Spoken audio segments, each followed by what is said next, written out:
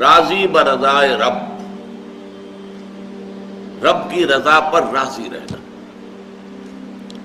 یہ بات کہ جو بھی کچھ ہوا یا ہوگا وہ اذن رب کے بغیر نہ ہوا ہے نہ ہو سکتا ہے. یہ تو ایمان کا منطقی تقاضا ہے. یہاں پتہ تک نہیں ہلتا جب تک کہ اللہ کی اجازت نہ ہو، اذن نہ ہو. تو جو کچھ ہوا اللہ کی اجازت سے ہوا، خواہ اس میں درمیان میں کتنے ہی عوامل آ گئے. کسی نے اٹھا کر آپ کو پتھر مارا، لیکن یہ پتھر آپ کو نہیں لگ سکتا تھا اگر اللہ نہ چاہتا. پتھر مارنے والے کا عمل اپنی جگہ ہے، لیکن آپ کو اس پتھر کا لگ جانا جو ہے یہ بغیر اذن رب نہیں ہے. لہذا اس کو سمجھیے کہ اللہ کی طرف سے آیا. ایک اس میں لطیفہ بھی ہے کہ ایک درویش یہ کہتا ہوا جا رہا تھا ایک جذب کی کیفیت میں، جو رب کرے سو ہو، جو رب کرے سو ہو، جو رب کرے سو ہو. ایک شخص نے اٹھا کر اس کے سر پہ پتھر نے مارا. اس نے پلٹ کر دیکھا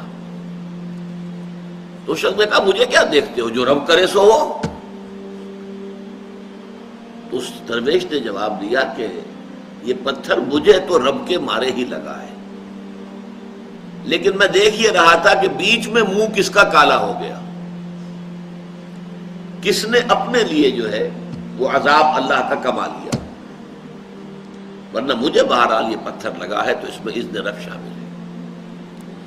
اچھا، اب جو شے اذن رب سے ہو رہی ہے، بندہ مومن کا اگر اپنا تعلق اللہ کے ساتھ مخلصانہ ہے، اس میں منافقت نہیں ہے، اس میں ریا نہیں ہے، اس میں دھوکہ نہیں ہے، اس میں فریب نہیں. مخلص، مخلصین لہ الدین، تو اللہ تعالیٰ کا تعلق بھی اس کے ساتھ ریسیپروکیٹ کرتا ہے. اللہ تعالیٰ انا عند ظن عبدی بی، حضور یہ اللہ کا قول ہے حدیث قدسی میں کہ میرا بندہ میرے بارے میں جو کچھ گمان کرتا ہے میں وہی سلوک اس کے ساتھ کرتا ہوں. اللہ تعالیٰ بھی مخلص ہے. اللہ تعالیٰ کی مرضی کے بغیر کچھ نہیں ہو سکتا. تو یقیناً جو کچھ ہوا ہے اس میں میرے لیے خیر ہے، چاہے فوری طور پر مجھے ناگوار گزرا ہے، مجھے تکلیف ہوئی ہے، میرے لیے یہ شے جو ہے ناپسندیدہ ہے، لیکن ان دی لانگ رن مجھے یقین ہے کہ اس میں خیر ہے. بیدک الخیر انک علی کل شیء قدیر. اے اللہ تیرے ہاتھ میں خیر ہی خیر ہے، تو ہر چیز پر قادر ہے. اچھا، جو ہوگا وہ بھی اذن رب کے بغیر نہیں ہوگا. یہی تصور اس کے بارے میں ہونا ضروری ہے. اسی کا نتیجہ یہ نکلتا ہے جس کو قرآن مجید بار بار کہتا ہے، بار بار کہتا ہے، بار بار کہتا ہے، لا خوف علیہم ولا هم یحزنون. کیا مطلب اس کا؟ نہ ان پر کوئی خوف ہے نہ حزن سے دو چار ہوتے ہیں. عام طور پر یہ سمجھا جاتا ہے کہ یہ آخرت میں ہوگا. آخرت میں تو بتمام و کمال ہوگا، دنیا میں بھی ہوتا ہے. خوف کس بات کا بھائی؟ ہوگا وہی جو میرا رب چاہے گا. وہ میرا دوست ہے، میں اس کا ولی، وہ میرا ولی. الا ان اولیاء اللہ لا خوف علیہم ولا هم یحزنون. جو اللہ کے ولی ہوتے ہیں، اللہ کے دوست ہوتے ہیں، ان کے نہ کوئی خوف ہوتا نہ حزن ہوتا. خوف کس بات کا؟ ہوگا وہ جو اللہ چاہے گا، اور جو کچھ اللہ چاہے گا اس میں کوئی نہ کوئی خیر ہوگا، چاہے فوری طور پر مجھے نظر نہ آئے. قرآن کہتا ہے سورہ بقرہ میں عسیٰ ان تکرہوا شیئا وہو خیر لکم وعسیٰ ان تحبوا شیئا وہو شر لکم. عین ممکن ہے کہ تم کسی چیز کو ناپسند کرو درحالے کہ اسی میں تمہارے لیے خیر ہو، اور عین ممکن ہے کہ تم کسی چیز کو پسند کرو درحالے کہ اس میں تمہارے لیے شر ہو. اللہ یعلم وانتم لا تعلمون. اللہ جانتا ہے، تم نہیں جانتے. تم افعال و اعمال و احوال و واقعات کے ظاہر کو دیکھتے ہو، اس سے متاثر ہو جاتے ہو. اس کے پردے میں کیا مشیت اذنی ہے، کیا ارادہ خداوندی ہے، اس کے پشت پر کیا چیز ہے جو اللہ تعالیٰ کو مطلوب ہے، یہ ہمیں نظر نہیں آتا. We are short cited.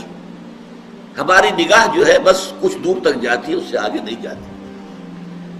لہذا افعال و اعمال و احوال و واقعات کے صرف ظاہر پر ہماری نگاہ ہے، باطن پر تو ہے ہی نہیں. لہذا ہم اس سے متاثر ہوتے ہیں. تو در حقیقت ایمان کا حاصل الا ان اولیاء اللہ لا خوف علیہم ولا هم یحزنون. اللہ کے دوستوں پر نہ کوئی حزن ہے نہ خوف ہے، کوئی سوال ہی پیدا نہیں ہوتا. اسی طریقے سے قرآن مجید جو ہے بلند ترین مقام جو انسان کا ہو سکتا ہے، اس کی تعبیر کے لیے الفاظ استعمال کرتا ہے رضی اللہ عنہم ورضوا عنہ. اللہ ان سے راضی ہو گیا، وہ اللہ سے راضی ہو گئے. یہ باہمی رضامندی ہے، دو طرفہ. دو طرفہ اللہ کے ساتھ تعلق ہوتا ہے، دو طرفہ تعلق ہوتا ہے. تم اللہ سے محبت کرو گے، اللہ تم سے محبت کرے. تم اللہ کے ساتھ مخلص ہوگے، اللہ تعالیٰ تمہیں واقعتاً اپنا مخلص بندہ بنا لے گا.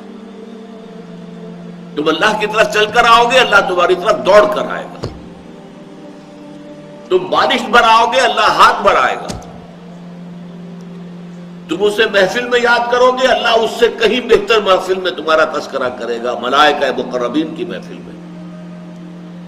تم اللہ کو اپنے دل میں یاد کرو گے، اللہ اپنے جی میں تمہیں یاد کرے گا. یہ دو طرفہ معاملہ ہے.